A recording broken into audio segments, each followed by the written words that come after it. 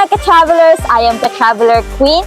Welcome sa bagong episode ng Travel to Bicol. At ngayong araw, matutunghayan natin ang iba't ibang Bicol delicacies na ina-offer ni Sir Arthur. Tara, samahan niyo kami!